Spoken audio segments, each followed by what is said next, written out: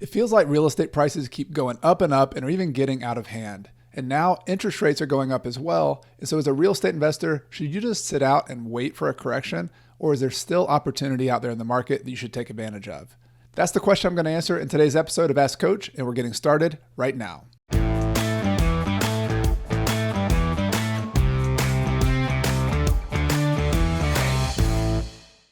Welcome to the Ask Coach edition of the podcast. If we haven't met yet, I'm your host, Chad Carson. You can also call me Coach, and my mission here is to help you get out of the financial grind so you can do more of what matters. And the Ask Coach podcast series is where I do my best to answer your burning questions about real estate investing and personal finance. I want to thank Vincent Ngongoro from YouTube who actually asked this question, but I've gotten a lot of very similar questions from other people, and the gist of it has been, hey, things are getting out of hand, prices are going up, and now even interest rates are going up. That's been the additional question lately as interest rates have changed over the last month or so in February 2022 into March 2022. And my first response is that no market is perfect. There are always challenges no matter what market we're in. And this sort of inspired me to go back and think about some of the historical markets. And let's even just go back to 1981, for example. Interest rates in 1981 on average were 16.6%.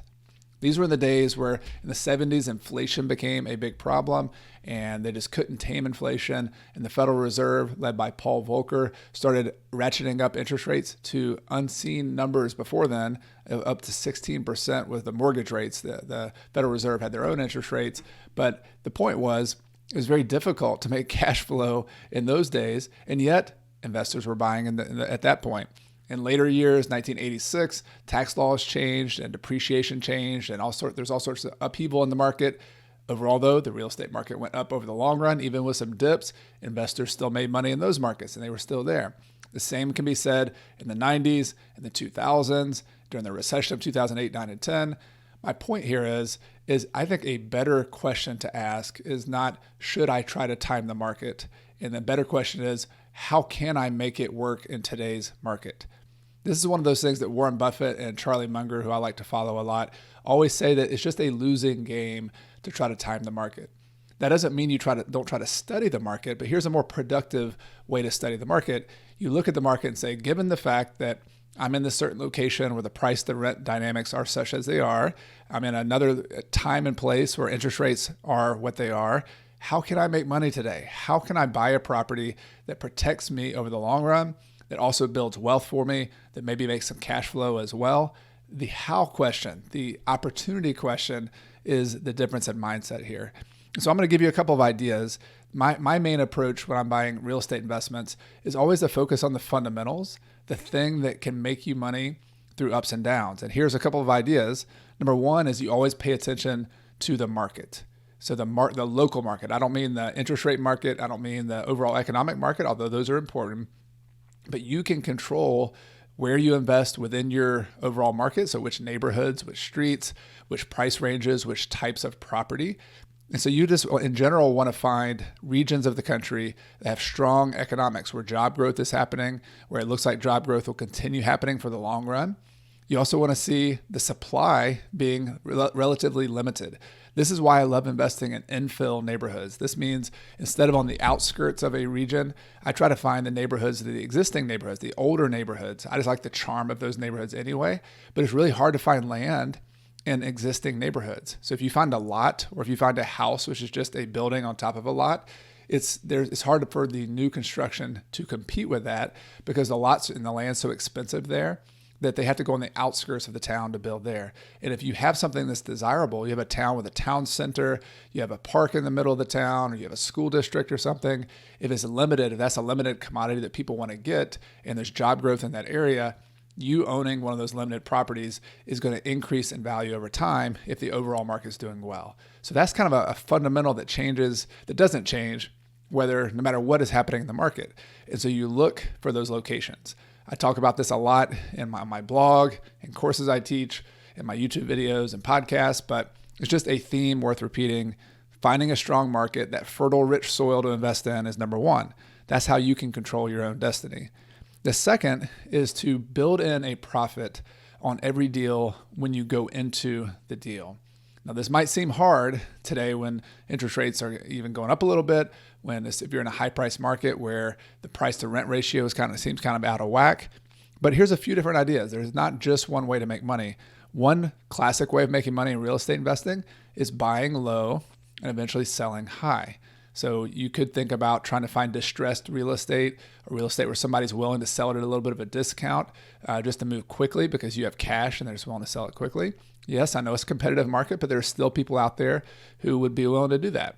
And maybe they won't sell it at quite as big of a discount as they would 10 years ago. But do you need as much of a discount if you're buying in the right location and it still could be a good deal? And maybe getting a 10 or 20% discount is still pretty good. So looking for properties that you can buy on the front end at a discount. Also, very similar to that is looking for properties you can add value to.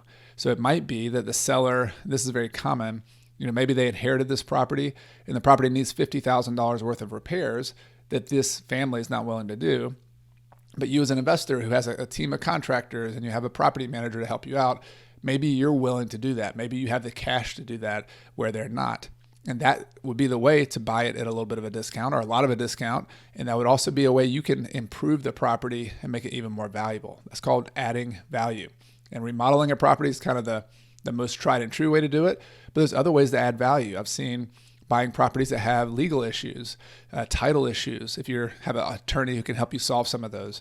I've bought tax liens and tax lien properties in South Carolina, and then we went to do a lawsuit to fix the title and to clean it up.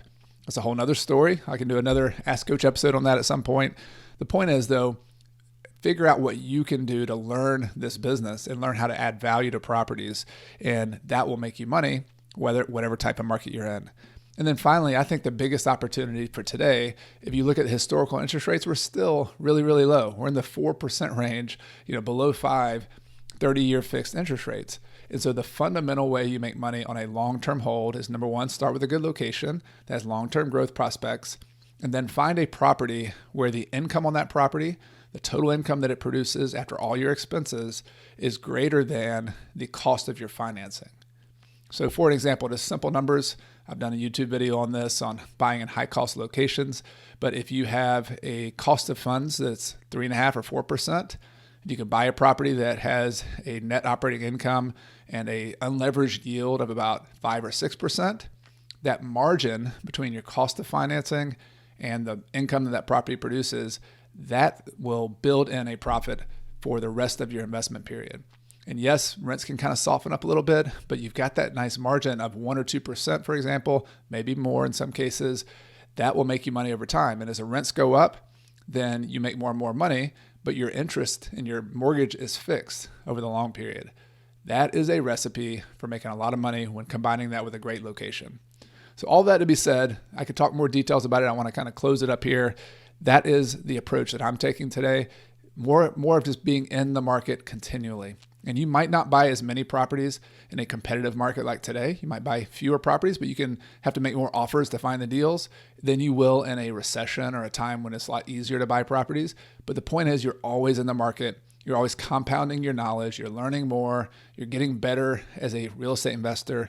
And you just continually stay in the market instead of trying to time it, get in, get out. I think that's kind of a losing approach. I don't think that's going to win over the long run. I'm sure some people try to do it, but hopefully this will help you out. This will give you something to think about that you can control, that you can do, you can learn, and proactively get in there and try to buy your own properties. I hope you enjoyed this edition of the Ask Coach podcast. If you'd like to have your question featured in a future episode, just send an email to podcast@coachcarson.com.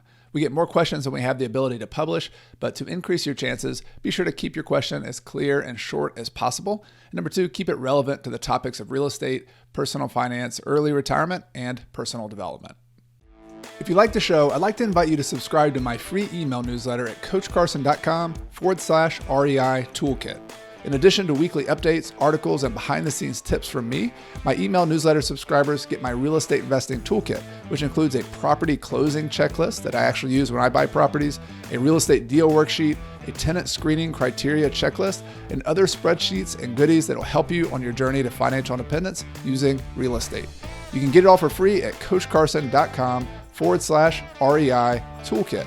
I also want to take this time to thank some people behind the scenes who make this podcast possible each and every week. This includes my podcast editor extraordinaire, Michael Wynn, my amazing virtual assistant, Megan Thompson, my wife, Carrie, who helps me behind the scenes and is my partner here at Coach Carson. And of course, thank you to all of you, the listeners of this show who make everything possible. This show exists for you. It exists because of you. And I really appreciate you being here for another episode.